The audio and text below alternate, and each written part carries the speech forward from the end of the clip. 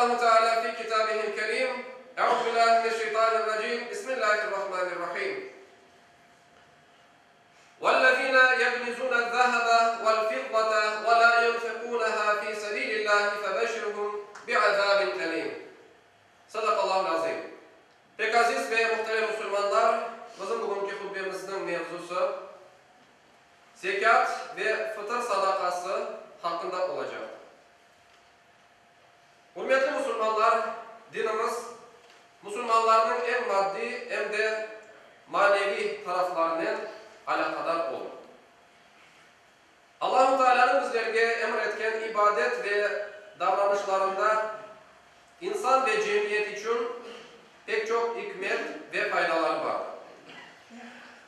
Allah'ın bizge emretken temel ibadetler arasına namaz, oraza ve hac ile beraber zekat ve fıtır sadakası da kirer. Zekat ve fıtır sadakası malla yapılan ibadettir. Biz bularını yapkanımızda hem özümüzge hem de etraftaki insanlara faydalı olamız, hem de Allah'ın rızasını inşallah kazanamız. Bu iki taraflama bir kazançtır. Bilmeliyiz ki Allah'ın yapkanımız hayırlara ihtiyacı yoktur. Yapmağanımız için de ahirette pek acı bir azapta uğrayacağız.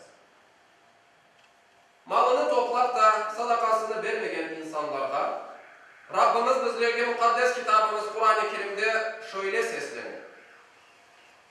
Altın ve gümüşünü toplap da onlarını Allah yolunda sarf etmeyenler için acı bir azapını müjdele haber verir. Bu paralar cehennem ateşinde kızdırılıp, bunlardan onların mamlayları, yan başları ve sırtları yakılacak günü onlara denilir ki işte bu özünüz için toplanan mallarınızdır. Artık toplayatan şeylerinizin azabını tatın. Zekat bu bay insanların fukara kardeşleri için ve İslam'ı yüceltmek için vermeleri gerek olan belli bir miktarda mal ya da akçadır. Zekat İslam'ın en temel ibadeti ve Müslümanın en birinci vazifeleri arasına girer. Bakınız Rabbimiz bizlerge zekatını namaz ile birlikte nasıl kesin emreder. Namaz kılın, zekat verin. Başka bir ayette namaz kılın, zekat verin ve ruku etkenlerinden beraber ruku etin. Kıymetli Müslümanlar, zekattan gayrı al vakti yerinde olan Müslümanlara Ramazan bayramından evvel bir şey daha emredilir. Bu fıtır sadakasıdır. Halk arasında biz buna başkoz sadakası da dep aytamiz. Abdullah bin Salebe degen bir sahabenin aytkanına göre Peygamber Efendimiz Muhammed Mustafa sallallahu aleyhi ve sellem Ramazan bayramından bir veya iki gün evvel insanlara bir konuşma yapar ve yaşına kartına kadın ve erkeklerge sadaka vermelerini emreder. Bu hakta daha çok hadisler var. Ve bunlardan çıkan netice şudur. Alı vakti yerinde olan Müslümanlar ozu ve Kur'an'ta azaları için fıtır sadakasını vermek borçludurlar. Bu sadaka fukara Müslümanlara bayram namazından o güne verilir. Fıtır sadakasının miktarı ise bir insanın günde 2 kere aşağı koyacağı kadar akça olmalı. Aziz Müslümanlar, eğer de gerçekten aziz olmaya istesek, dinimizge sarılmalıyız. Allah'ın emirlerini yerine getirmeliyiz. Bu fani dünyadan da hiç kimse malını o bir tarafa alıp gitmedi ve bizler de alıp gitmeyeceğiz.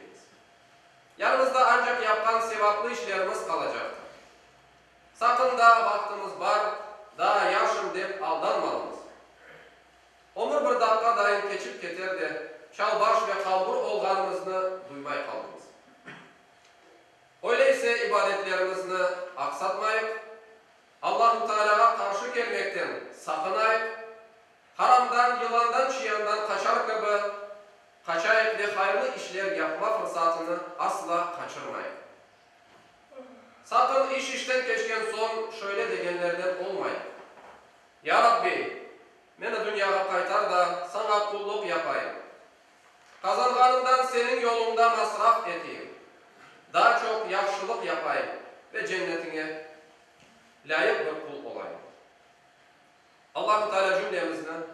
onun razı olacak kullarından olmamızı nasip eylesin. Ela inne ahsanel kelam ve eblegan nizam kelamullahi melikil azizil allam kema kâle Allahu tebareke ve teâlâ fil kelam ve izâ kuri'el Kur'an festemi'û lehu ve ensitu leallekum turhamun.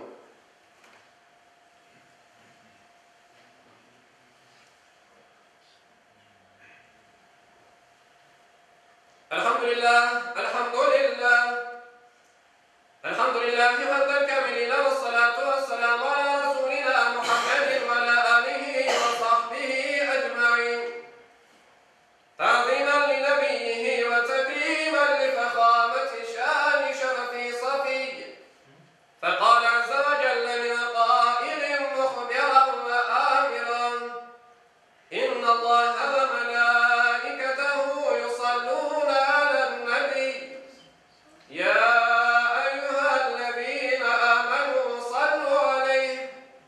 صلوا عليه وسلموا تسليما اللهم صل على سيدنا محمد.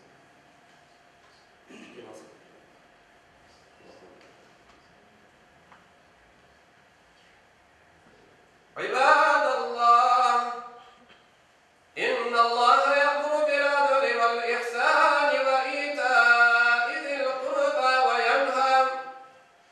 وينهى عن الفحشاء يعظكم لعلكم تذكرون. Sayılı cemaat, inşallah Ramazan bayramının birinci gününde 28.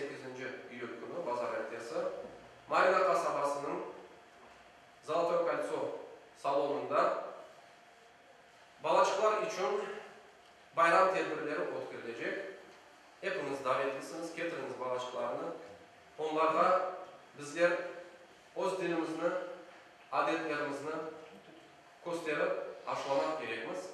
Allahu Teala cümlemizden razı olsun. Bizim yapkan dualarımızı, kılacak cuma namazımızı, tutkan orazalarımızı kabul ve makbul eylesin.